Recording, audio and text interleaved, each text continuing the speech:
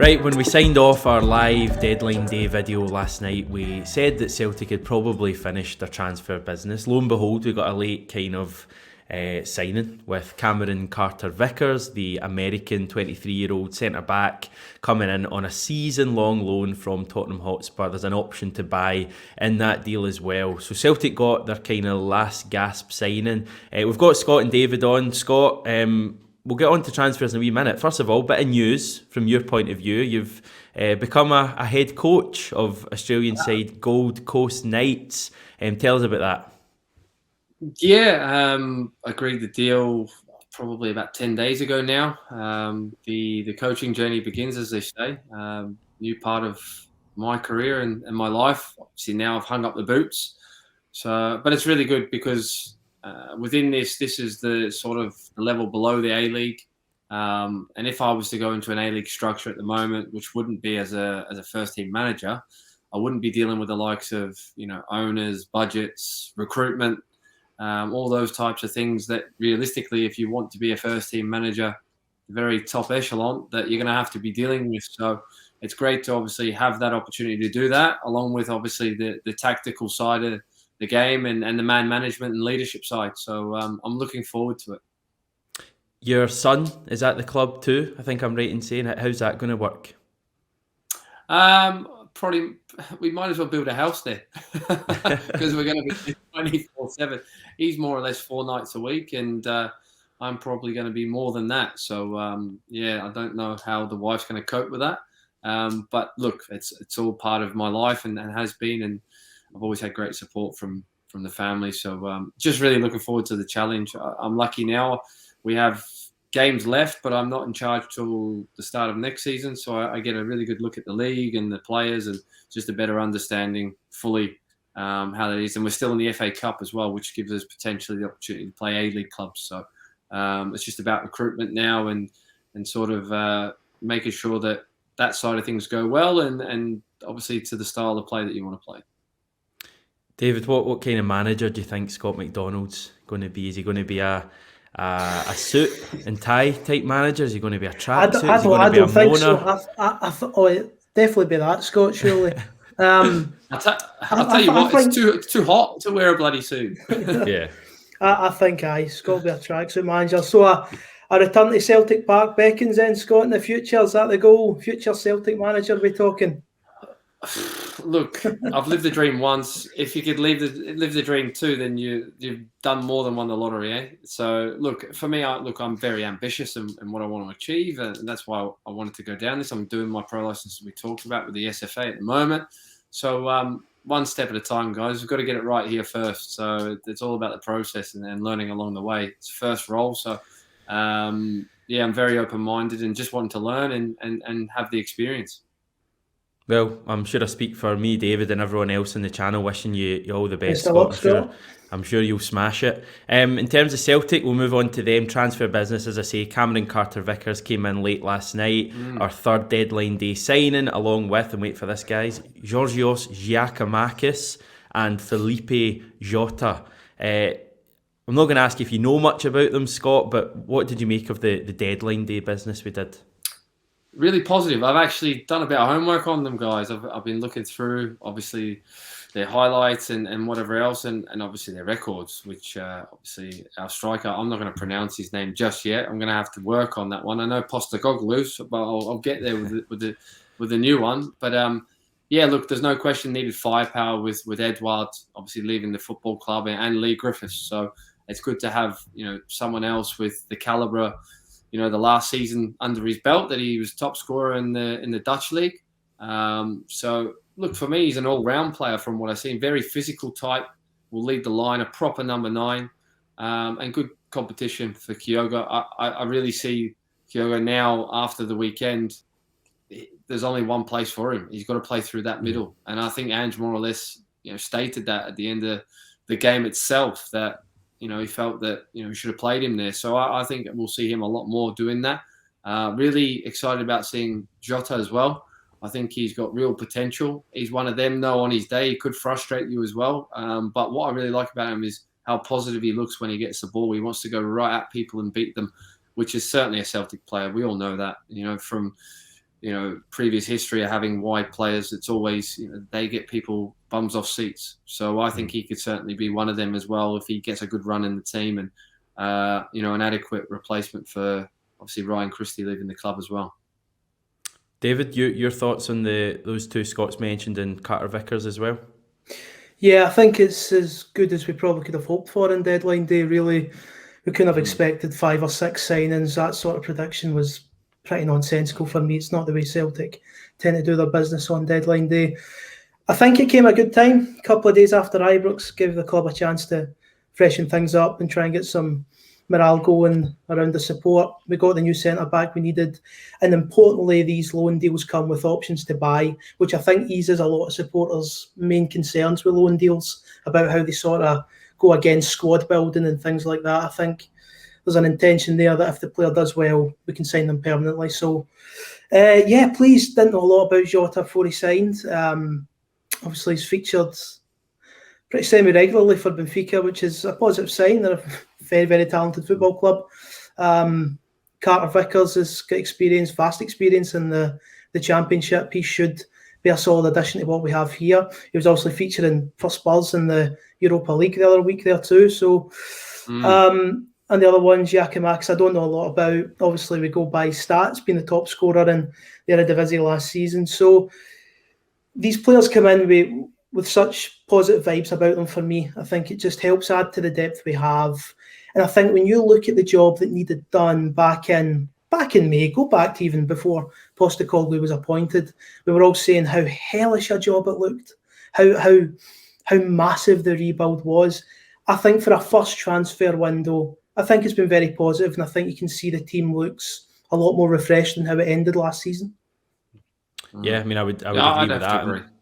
Yeah, one thing I've noticed, Scott, looking at this squad, it's worldwide. It's we've got an Aussie manager, Japanese player from Israel. Even the signings yesterday, you're talking an American international, a Greek international, a Portuguese, I think under 21 or under 19 international. Yep. We're signing players. Signed a player from Russia, Starfelt, earlier this summer. Is this the most kind of global you've seen the Celtic squad in a long time?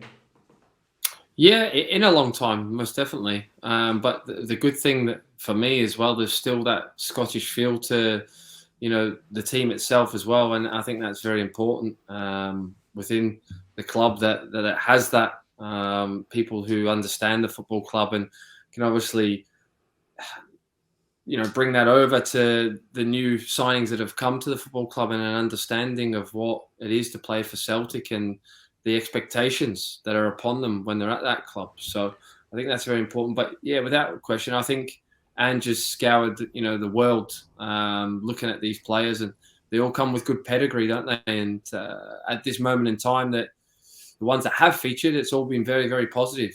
There hasn't been anyone that you could say that's sort of disappointed thus far. So hopefully that is the case with these next 3 signings as well. I think probably the one position that I'm surprised and possibility of not being able to just get one was probably a left back.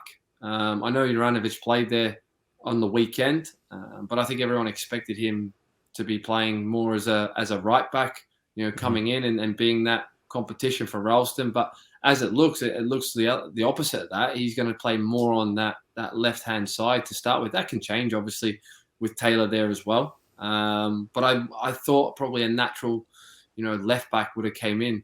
I think it's more like it's been really positive in terms of, the ins. But you probably would have said it would have been nice to have seen a few more, outs as well. The ones that are sort of not going to feature, that have sort of, been kept or unfortunately not been able to be sold. Do you think? Sorry, Hamish, I was just going to say, Scott, do you think the reason they didn't sign a left back was because of the actual options they do have? Now, I think a lot of people are looking for an upgrade on Taylor, but there's actually so many alternatives to Taylor just now, because there's Adam Montgomery, you have Liam Scales, who's just come in, who's seen as a left back and centre back, and Ollie Bolingoli's still there as well. And we know that Joseph Juranovic can play there. So he was sort of that I was looking at trying to get out. Yeah. So, but they've obviously not been able to do that for whatever reason. So all of a sudden, if you include Juranovic, which is maybe pushing it, you've got 5 players there that can play left back. Do you think that's maybe why they halted and signed another one. Yeah, the possibility. The thing for me is, though, we've seen players previous sign from Ireland, and we've signed a couple of younger players as well that won't necessarily feature. They're ones for the future and building into that, So I don't really look at them as actually first team regulars in my eyes. I see them as potential rather than guys that are actually going to be given that shot. I could be wrong, but I was looking for probably an established left back to come into the football club. I'm being a bit picky though with 12 signings that I'm wanting another one, but that was just my opinion. I think a lot of Celtic fans that maybe do see how many left backs we've got, I think that'll probably be their main concern as well. It's not really about the quantity, it's maybe the quality, because the best of the bunch at the moment looks like Greg Taylor, which doesn't overly satisfy a lot of the supporters who are maybe looking for another Juranovic type signing down the left. So I think that's probably the main concern, but I wonder if that's where Celtic were coming from. Yeah, and look, I think we're being a bit harsh on Taylor at the moment. I think he's performed excellently, this season, particularly domestically. And doing what Ange has asked of him in terms of inverting, and those inverted fullbacks, which didn't really happen actually. I've not had a chance to talk to you about the game on the weekend, but we didn't really see a lot of that happening actually. I think we've seen it in the last few. And it was surprising to me how it sort of flipped on its head, that because it was causing teams all sorts of problems. But there's so many things after you lose a game that you could go through and say this wasn't right, that wasn't right. But there was certainly enough play and potential in Celtic's play to have won that game. We'll travel over briefly then to what happened on Sunday. We'll return to the transfer stuff in a minute. Scott, you've kind of touched on it there, but what do you think went wrong on Sunday for us not to get a result? Because for me, that's a game we should have at least got a point out of, maybe even 3 when you look at the missed chances we had. Yeah, look, I think you always talk about, particularly when you're away from home, when you're on top, you've got to punish teams. And look, Celtic had that great opportunity with Edouard in the first half to go 1-up, and when that doesn't go in, it makes things difficult, because it's difficult to get clear-cut chances like that at Ibrox. Particularly at the moment, the way that they play are very difficult to play against structurally. But Celtic more than matched them, if not the better side, first half. But second half started really slow, really cagey, and look.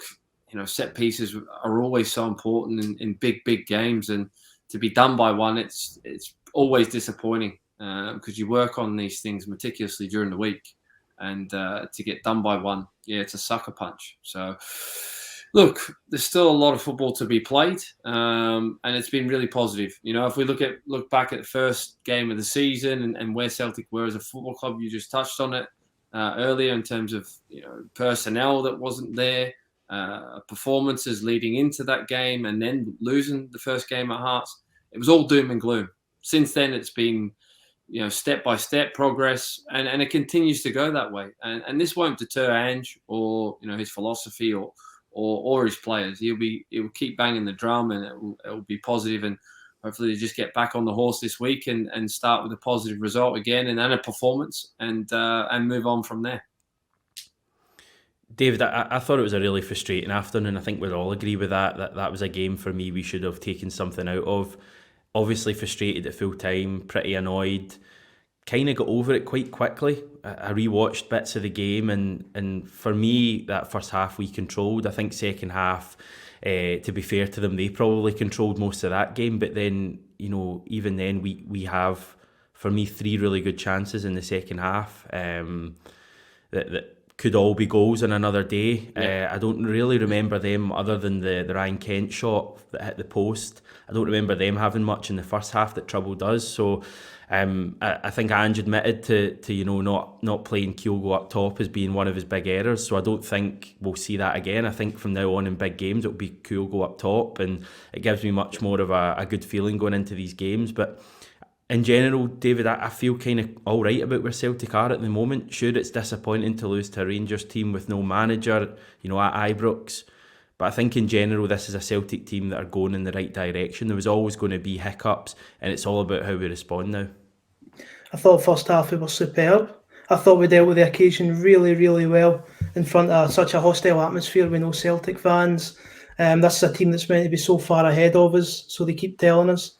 I thought we dealt the first half really well. We should have went in a goal ahead. I think if that goal from Edward does go in, maybe I'm being biased, I think it's a totally different game. Then the second half, we don't start well. We don't start the second half well. Again, I didn't think Rangers caused us a massive amount of problems at that point, but they were growing into the game. They get a goal from a set piece. Truthfully, I believe that was the only way Rangers were scoring on the day. I don't think they looked too much for a threat from open play.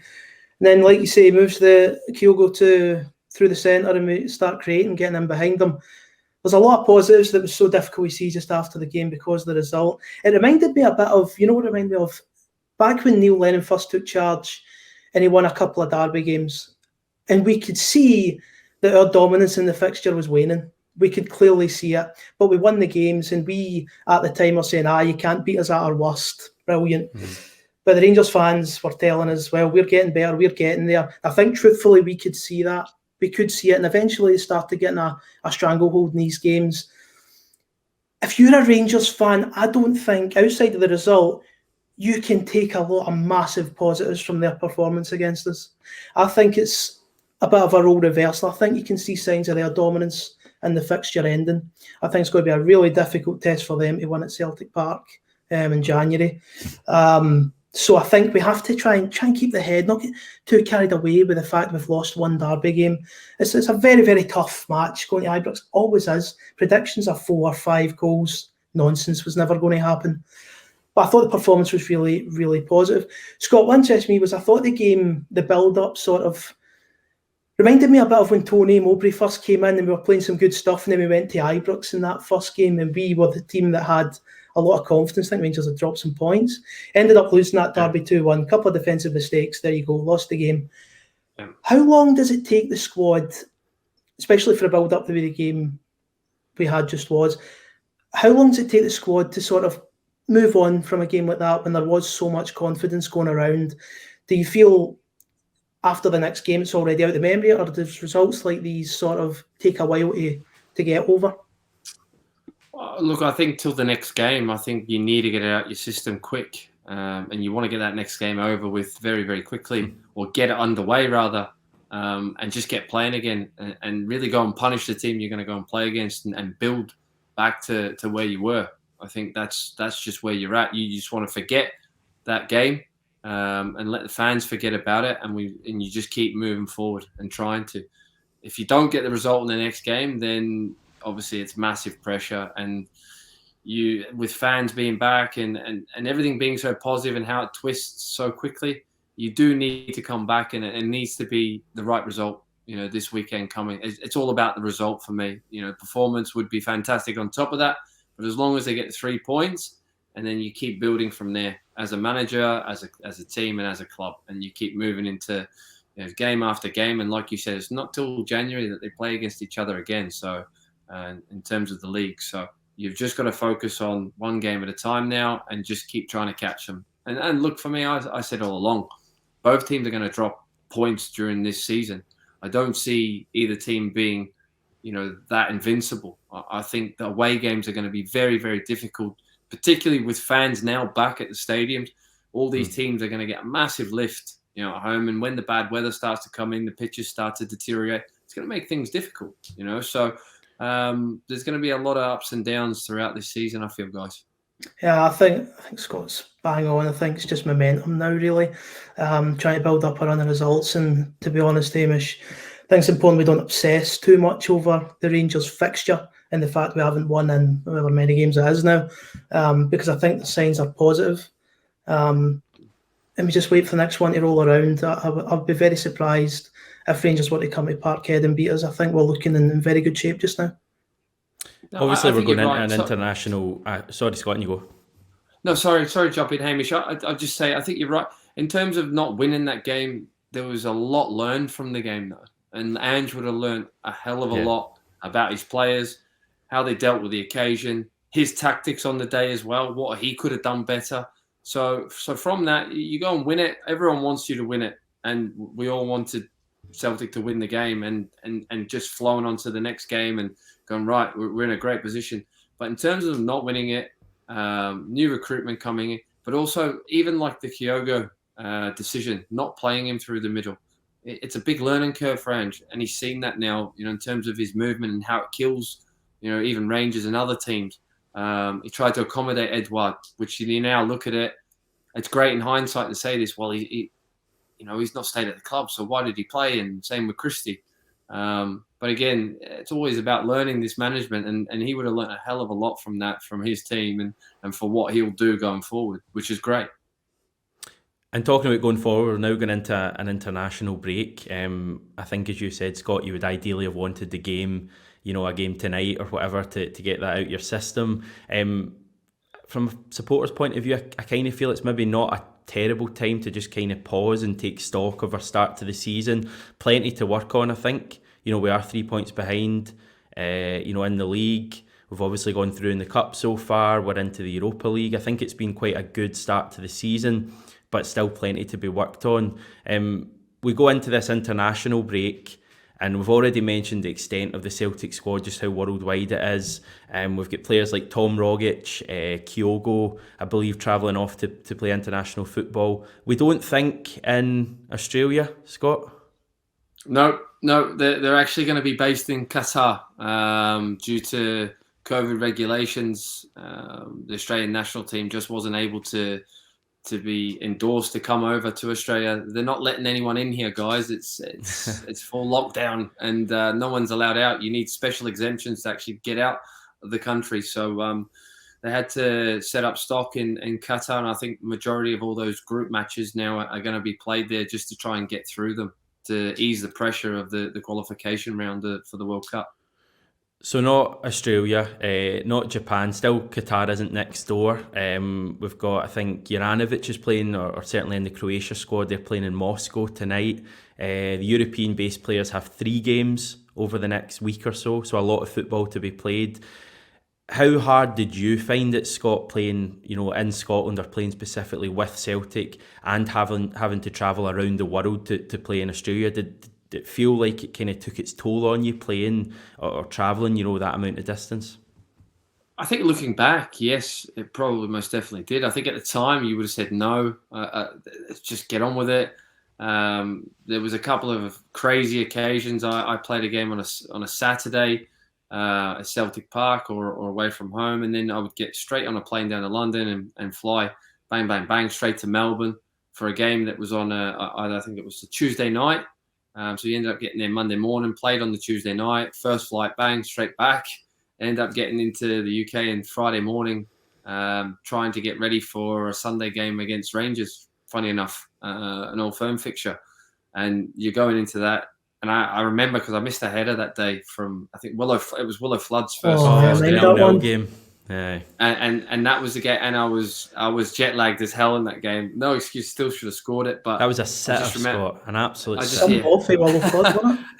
Yeah, it was his first game for the club, and I just remember just going, if only I hadn't been on that 24-hour flight.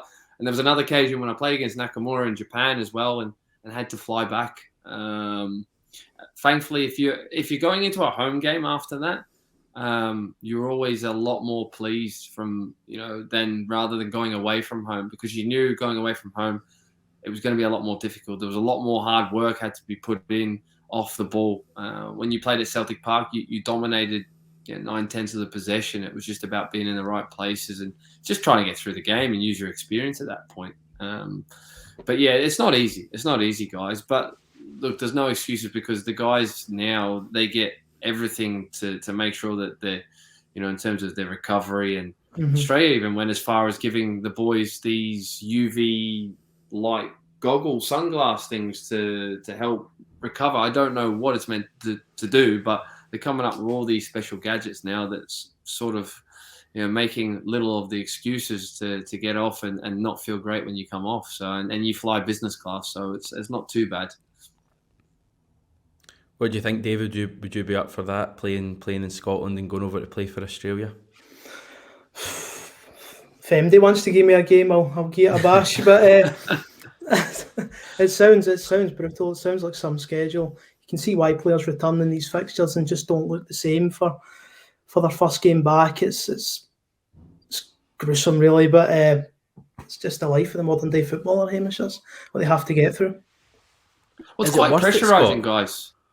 Well, I was just about to say that. It's quite pressurising in terms of understanding, obviously, the football clubs, that's where you get paid. That's who gives you your living, and in terms of sometimes when you're going on these long journeys and you're away and they're for short periods of time rather than actually those 2 week, spells that you get, they're not too bad for the football club or for the player because you get ample time to get back and recover correctly. It's those short ones, the windows that you only get, that one game and there's only a week to try and squeeze it in. And if it's all the way across the pond, you're in, deep difficulty to get back and recover in time. And look, I've had managers from all clubs, say to you, look, it's only a friendly, this one, just try and miss it, just tell them you're not fit. And that goes on all the time in football. But at the same time as well, the mentality of the player always wants to play for their country. They're so proud to, and particularly Australians. It's always been, Tim Cahill, Mark Schwartz's, they've all got over 100 caps because every time there's a call up, they were always the first ones to put their hand up. And that sort of set a precedent for Australian national team players to be proud of wearing, that jersey and make sure that you always make yourself available. Well, we've got all of that funness to look forward to with regards to Celtic when those players come back. It's Ross County at home is the first game, so probably fair to say it's a forgiving match, although we're now got a 3-0 Ross County win incoming, now that I've said that. We'll get on to the next chunk of fixtures in a sec. Just some quick quotes, you may or may not have seen them. Ange says he's pleased with the depth of the quality the club have managed to deliver. Don Mackay says Celtic have brought in international level talent in all areas of the pitch. David, I know you've seen those kind of quotes from the manager and the chief executive. Unsurprisingly, they're kind of bigging up the business we've done. Was there any kind of interesting points there? I mean, you're not expecting to come out and say that was murder. Look at some of the garbage we've brought to the club,